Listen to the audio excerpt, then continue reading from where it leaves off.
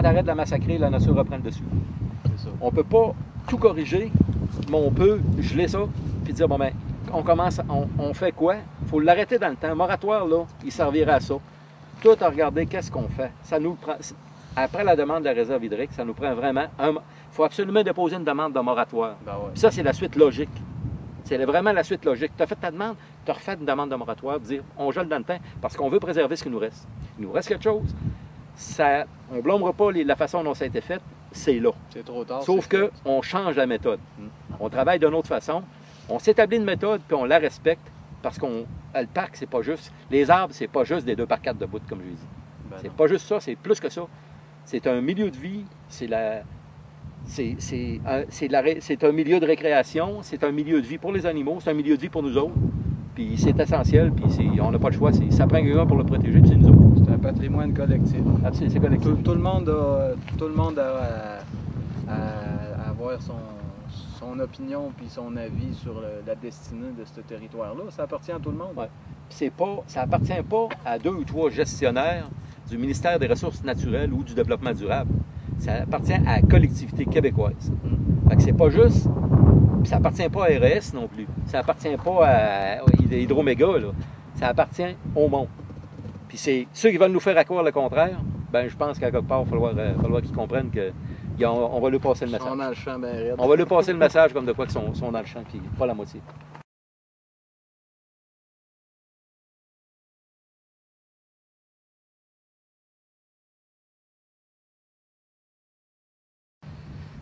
Ça sera peut-être bon qu'ils reviennent, bon, en tout cas qu'ils retournent, qu'ils se rapprochent de ses racines, ce gars-là, là, celui qui le dit.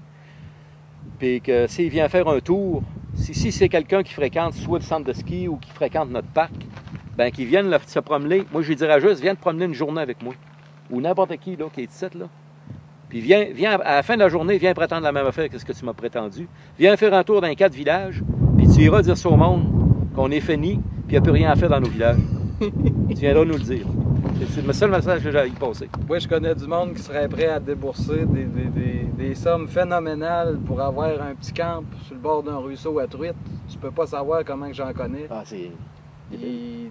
Du monde qui ont pas eu accès à ça ou qui ont déjà eu accès à ça dans leur jeunesse. Puis, écoute, pour eux autres, c'est une valeur inestimable. À chaque été, chez nous, moi, dans le rang 12, il n'y a pas un été qui se passe sans qu'il n'y ait pas au moins 10 à 15 personnes, des couples qui arrivent ou du monde seul.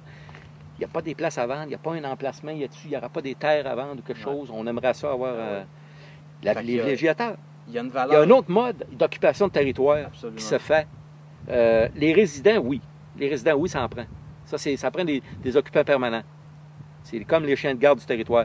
Mais de plus en plus, les villégiateurs, t'en as qui viennent l'été, qui vont passer l'été. D'autres, ces villégiateurs, pratiquement, sont là presque à tous les fins de semaine. Il y a des villégiateurs, je te dirais, à 4 saisons, sont aussi présents que bien du monde des résidents. Parce que moi, je suis résident, mais je travaille tout le temps dehors. Fait que le villégiateur qui arrive à sa retraite, là, ben je suis désolé, mais il va être bien plus résident que moi, parce que moi, tout le monde à peu près sort. Fait que, ben des fois, il va être là le jour, lui, parce que il y a tout le baby boom, puis il y a beaucoup de jeunes couples aussi. Ouais. Ils restent en ville. Ouais. Ils ont une famille, ils ont des enfants, puis ils veulent leur faire connaître le milieu naturel, C'est ça. parce que c'est essentiel qu'ils le connaissent. Absolument. Les valeurs sont là. Absolument. Leur redonner une valeur qui est rattachée à ça, dire, regarde, ça, c'est important. Ah, ouais. Puis, Fait que s'ils ont une petite maison ou un petit chalet ou un petit coin de terrain, puis ils viennent, puis c'est important pour eux autres, ça a une valeur réelle, ça. ben, flot, regarde, tu prends un flot, là. Les lots à bois, écoute, les lots à bois, tu le sais encore Ben ouais. plus que moi. Tu prends un enfant, Comment que ça a changé, l'évaluation de ça en l'espace de 20 ans, mettons. c'est plus... un lot, une terre, ce qu'appelait un lot à bois. La valeur d'une terre à bois, moi, je vous dirais, là, aujourd'hui, bois pour bois, en 2 par 4, une terre de 100 acres, ça vaut pas grand-chose parce que le bois ne se vend pas. Ouais. Puis à Saint-Luc, puis partout ici, là, les valeurs montent, puis ils ne retomberont pas, là. Ben, Pourquoi? C'est pas à cause du bois qui est debout, là. Le monde ne voit pas des planches, là. C'est le milieu naturel, c'est la biodiversité, c'est la qualité de vie. Pour eux autres, ils disent « Hey, wow, j'ai 100 acres de terrain, puis ça vit, là. » Mais c'est pas pour les couper. Parce que la plupart du temps, Les groupements forestiers, puis le syndicat des producteurs de bois, puis tous ceux qui ils disent « Ouais, mais c'est pas bon, hein, le monde, les villégiateurs, c'est pas bon parce qu'ils achètent des terres puis ils coupent pas. » So what? Mais quand ils vont commencer à faire des travaux, eux autres vont peut-être... Ils rentreront pas là pour couper, mettre sa terre, comme les spéculateurs, tout couper à blanc, après ça, vendre le fond de terrain puis foutre le camp. Ils vont faire du jardinage. Ils vont améliorer la qualité, premièrement, la qualité ça améliore la qualité du panorama, ça améliore l'environnement. Ça va améliorer la qualité de la foresterie aussi en même temps. Parce qu'eux autres vont être exigeants face à ce qui va se faire sur le terrain.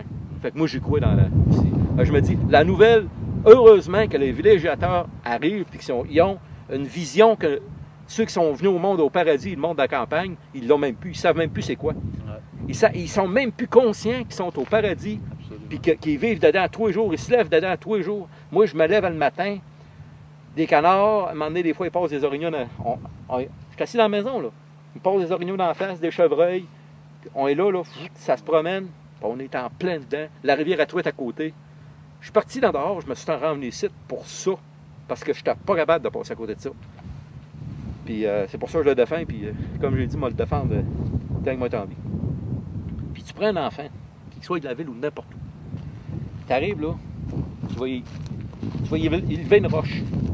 Oui, il va juste élever un petit bonton. Il va se pencher là, puis là, il va avoir des petites bébites. Il peut passer 1 heure à regarder les petites bébites.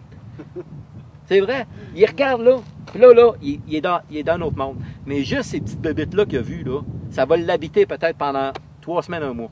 Fait que quand il va arriver en ville, là, il va avoir du gaz là, que ces petites bébites vont y avoir donné pendant peut-être quoi?